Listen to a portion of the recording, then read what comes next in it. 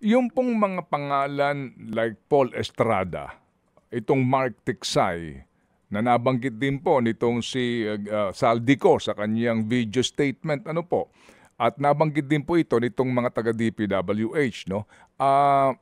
Meron ba kayong informasyon kung nasan to mga to? Kasi nasa balita ngayon na may mga aligasyon nga daw po na sinaktan itong si Paul Estrada, pati ang misis. Opo, go ahead.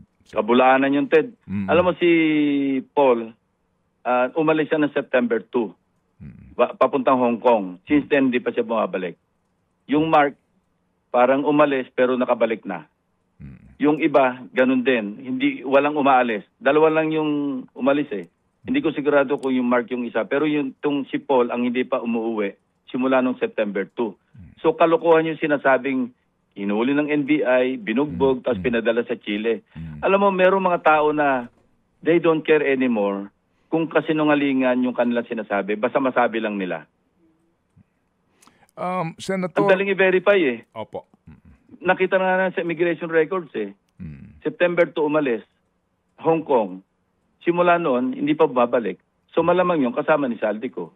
Opo. At ito malamang hindi ko sasabing alam ko for a fact. Kasi hindi pa umuwi eh. September 2 hanggang ngayon. So, kung wala pa, November na. Opo. Bakit niyo po ito inalam, sir? Itong bagay na ito sa immigration record ni Paul Estrada? Nabanggit yan ni Bryce Hernandez, tapos nabanggit ni Orly Gutesa.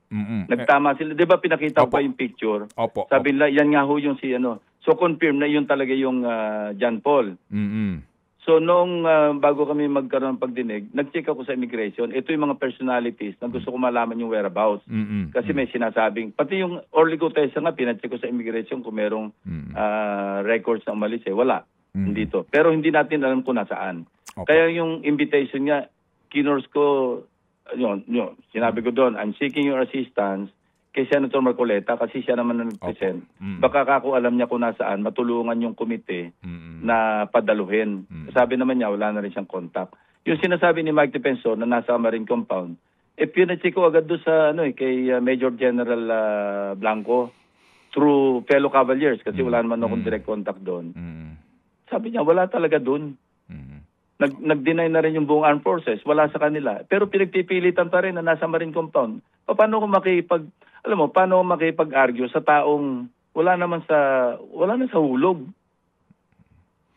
Senator, ito pong nabanggit din po ang tanggapan ng Executive Secretary Lucas Bersamin, and then itong kay Saldico, itong kay Pangandaman, and then nag-resign din po siya, sabi nga out of delicadeza.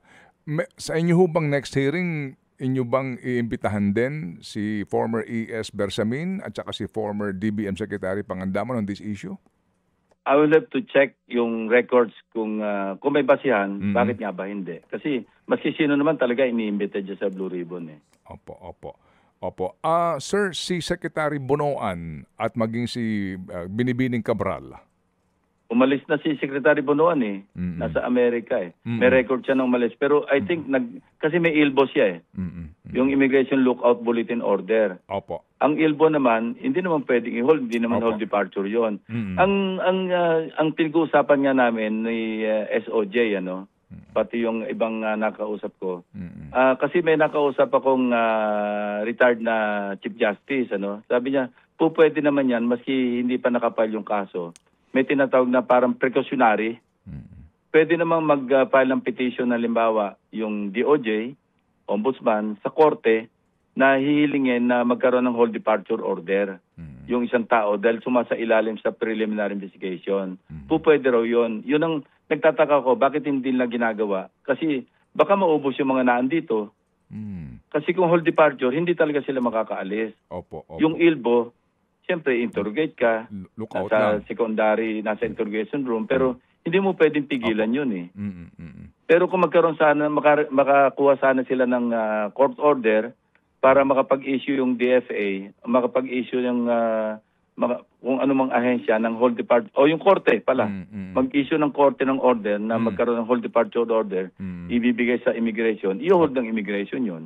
Mga kapatid, brothers and sisters, saan ka pa? Dito na tayo sa totoo. Dito na tayo sa True FM. Mga kapatid, mag-subscribe and follow po kayo sa social media accounts ng True Network PH. Yan po kami. Hanapin nyo lang True Network PH, Facebook, Instagram, YouTube, TikTok, and podcast. Mapa Apple or Spotify man yan, mahahanap nyo kami. Lahat ng mga napapanood at napapakinggan nyo po sa programa, nasa social media accounts namin yan. So, paano mga kapatid? See you sa social media!